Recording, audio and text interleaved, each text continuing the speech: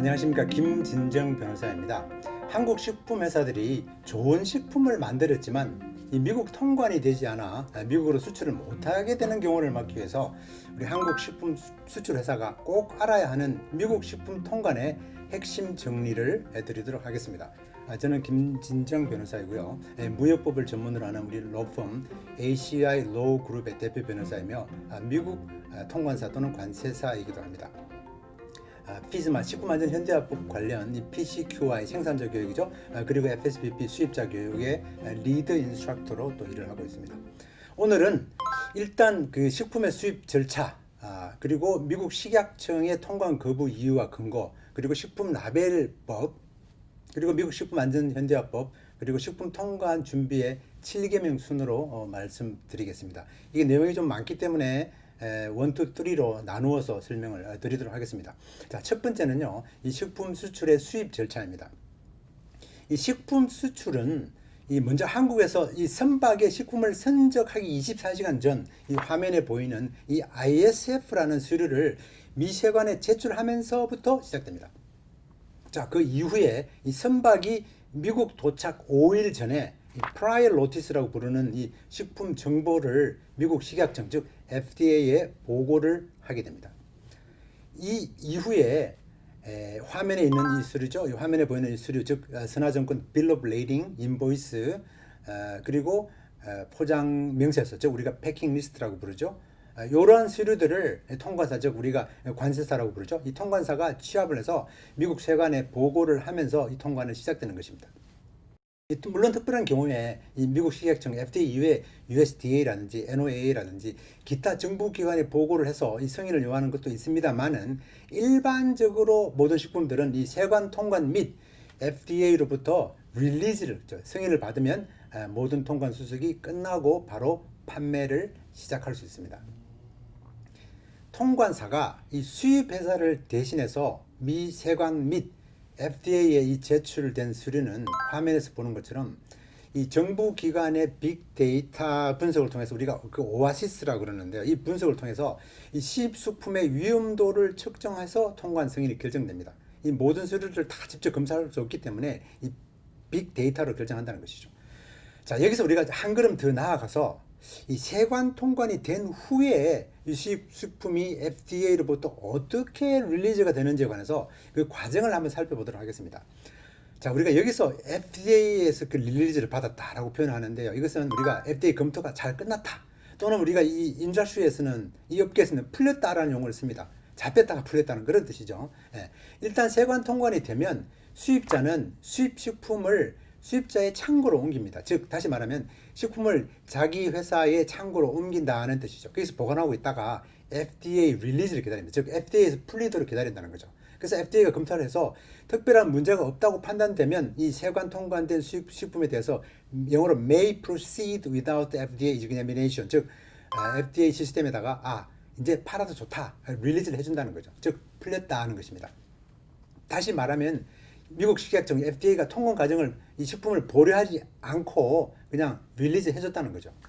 반면에 이 문제가 있는 식품의 경우에는 이 화면에서 보시는 것처럼 홀드라는 서류를 받게 됩니다. 즉 보류했다는 거죠. 이 고지서를 받게 되면 우리가 이제 FDA에서 검사를 하겠다는 뜻인데요.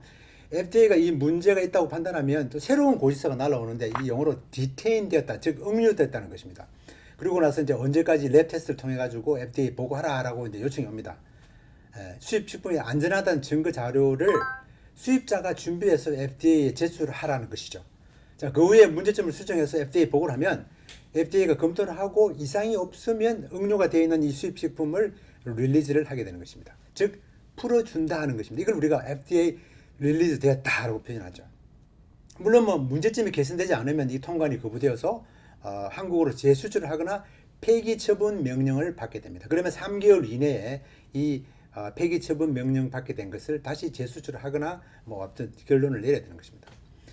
자, 그런데 이 어떤 식품회사의 식품은 세관 통관 후에 무조건 통관 보류가 되는 경우가 있습니다. 참, 이 골치 아픈 케이스입니다. 그죠? 이러한 제도를 우리가 수입 경보라고 합니다. 즉, 임포트 얼러트라고 그러는데요.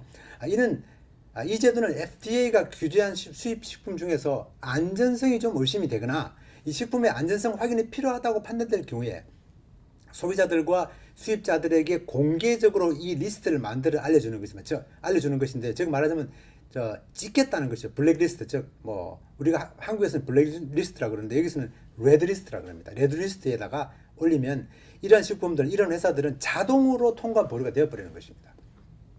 따라서 한국 식품 회사들은 이러한 수익 경보에 등재되지 않도록 주의할 필요가 있는 것입니다. 즉 찍히면 안 된다는 것이죠. 레드리스트에 올라가면 안 된다는 것입니다. 한번 이 레드리스트에 등재가 되면 빠져나오기가 힘들고 많은 시간과 노력이 들기 때문에 처음부터 이 레드리스트에 등재되지 않는 것이 매우 중요하다고 볼 수 있겠습니다.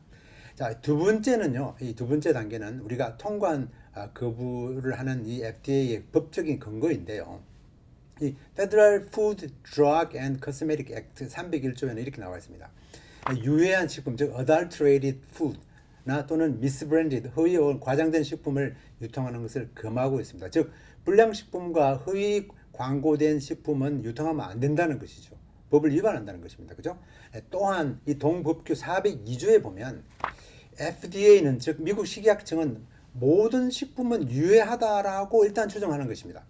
그리고 403조에 의하면 모든 식품의 라벨은 허위 표기라고 추정한다는 것입니다. 자, 이 얘기가 무슨 얘기냐면 미국 수입을 통관할 때 우리 한국 식품 회사들의 식품들이 FDA에서 임의적으로 억류 또는 거절할 수 있는 근거가 바로 여기에 있습니다. 우리가 일반적으로 알고 있는 형사법상 무죄 추정의 원칙과는 좀 반대되는 개념입니다.